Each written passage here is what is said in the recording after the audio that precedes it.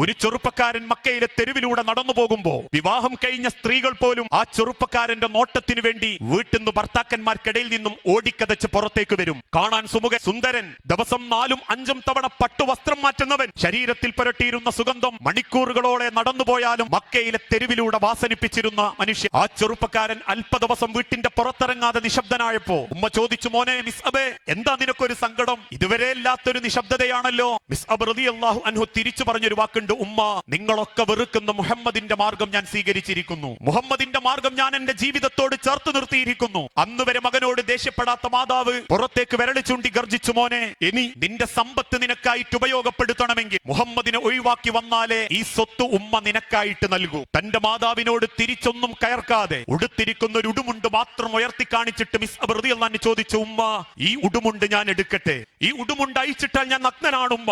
ഇതല്ലാത്തതൊന്നും എനിക്ക് നിങ്ങൾ അനുവദിച്ച് നൽകേണ്ടതില്ല. ആ അനുവാദം മകന് കൊടുത്തപ്പോ തന്റെ ഉടുമുണ്ടെടുത്ത് കഴുത്തിലേക്ക് കെട്ടി ഉമ്മാന്റെ അരികിൽ നിന്നും അദ്ദേഹം നടന്നുപോയത് മുഹമ്മദ് മുസ്തഫ റസൂലുള്ളാഹി സ്വല്ലല്ലാഹു അലൈഹി വസല്ലമയുടെ അരികിലേക്കായിരുന്നു. അള്ളാഹുവിന്റെ ഹബീബിന്റെ കൈ പിടിച്ചിട്ട് അദ്ദേഹം കണ്ണുനീരോടെ പറഞ്ഞു, നബിയേ, അബായതുക ബിൽ ഇസ്ലാം, എനിക്ക് അള്ളാഹുവിന്റെ ദീനിനോട് താല്പര്യം തോന്നുന്നു നബിയേ, അങ്ങയോടൊപ്പം ജീവിക്കാൻ എനിക്ക് താല്പര്യം തോന്നുന്നു റസൂലേ. പിന്നീട് അള്ളാഹുവിന്റെ റസൂലിന്റെ കൂടെയാ മിസ്അബ് റളിയല്ലാഹു അൻഹുവിന്റെ ജീവിതം. 3 മാസങ്ങൾക്കപ്പുറം മിസ്അബ് റളിയല്ലാഹു അൻഹുവിനെ അള്ളാഹുവിന്റെ തിരുദൂതൻ മദീനയിലേക്ക് ദഅവത്തിന് വേണ്ടി പറഞ്ഞയച്ചു. ആദ്യം മദീനയിലേക്ക് പുറപ്പെട്ട സ്വഹാബികളുടെ കൂട്ടത്തിലുള്ള മിസ്അബ് റളിയല്ലാഹു അൻഹു മദീനയിലെത്തി. മദീനയിലേക്ക് പുറപ്പെടുമ്പോ മിസ്അബ് റളിയല്ലാഹു അൻഹുവിന്റെ ശരീരത്തെ പറ്റി ഇസ്ലാമിക ചരിത്രം പറയുന്നുണ്ട്. കാണാൻ സുന്ദരൻ, ആരോഗ്യ ദൃഢഗാത്രൻ, തിളങ്ങുന്ന കണ്ണുകൾ, ഉറച്ച മാംസപേശി, വെളുത്തു തുടുത്ത സുന്ദരൻ. മദീനയിലെ ജീവിതത്തിന് ശേഷം മാസങ്ങൾക്ക് ശേഷം തിരിച്ചദ്ദേഹം മക്കയിലേക്ക് വന്നു. മക്കയിലെ വീട്ടിന്റെ അരികിൽ ചെന്ന് അള്ളാഹുവിന്റെ ഹബീബിന്റെ വീട്ടിന്റെ വാതിലിന്റെ മുൻപിൽ നിന്നപ്പോ വാതിൽ തുറന്ന തിരുദൂതൻ സങ്കടം കൊണ്ട് കണ്ണു നിറഞ്ഞ് തലതാഴ്ത്തി.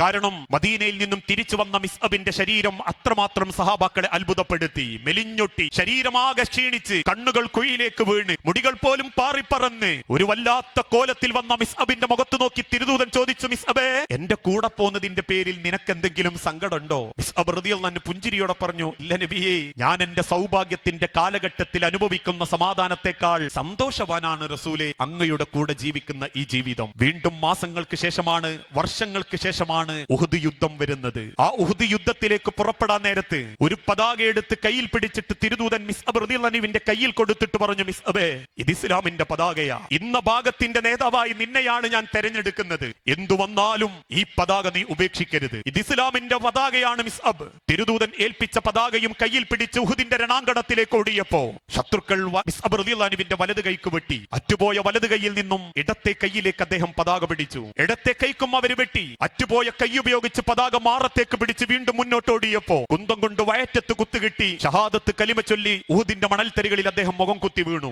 അദ്ദേഹത്തിന്റെ പിൻഭാഗം കണ്ട ശത്രുക്കൾ കരുതി മുഹമ്മദാണ് ഭരിച്ചു കിടക്കുന്നതെന്ന്. ആ പകയും ദേഷ്യവും അവർ ആ മിസ്അബിന്റെ ശരീരത്തോട് തീർത്തു. പുറംഭാഗം പൊട്ടിപ്പൊളിഞ്ഞു. അദ്ദേഹത്തിന്റെ തലയടക്കം പൊട്ടിക്ക് അവർ അടിച്ചൊടച്ചു. 2 കാലുകളിലും മാരകമായ മുറിവുകൾ ഏൽപ്പിച്ചു. പിന്നീടാണ് അള്ളാഹുവിന്റെ തിരുദൂതനല്ല എന്നറിയുമ്പം അവർ ആ മയ്യത്തിനെ വിട്ടേച്ചു പോകുമ്പോ സഹാബാക്കൾ നെഞ്ചുപൊട്ടി റസൂലുള്ളാഹിനോട് പറഞ്ഞു, നബിയേ, മിസ്അബിന്റെ മയ്യത്തൊന്ന് മറമാടണം. റസൂലുള്ളാഹിന്റെ ആദ്യത്തെ കൽപ്പന, ആദ്യം മിസ്അബിനെ മറമാടിയിട്ട് മതി ബാക്കിയുള്ളവരെ മറമാടാൻ. അതെന്തുകൊണ്ടാണെന്നറിയോ? അത്രയേറെ വെട്ടുകൾ, അത്രയേറെ മുറിവുകൾ, അത്രയേറെ മാരകമായ ചോരപ്പാടുകൾ മിസ്അബ് റളിയല്ലാഹു അൻഹുവിന്റെ ശരീരത്തിൽ ഉണ്ടായിരുന്നു. അവസാനം മയ്യത്ത് മറമാടാൻ കൊണ്ടുപോയ സഹാബാക്കൾ വീണ്ടും കരയുന്നത് കണ്ടപ്പോ അള്ളാന്റെ റസൂൽ ചോദിച്ചു, എന്തേ നബിയേ, തലമറയ്ക്കുമ്പം കാലുമറയുന്നില്ല, കാലുമറയുമ്പം തലമറയുന്നില്ല? അന്ന് ഉമ്മാന്റെ അടുത്ത് നിന്ന് ഇറങ്ങിപ്പോരുമ്പം ഉടുത്ത ഉടുമുണ്ടുണ്ടല്ലോ നബിയേ, അതേ ഉള്ളൂ മിസ്അബിന് സ്വന്തമായിട്ട്.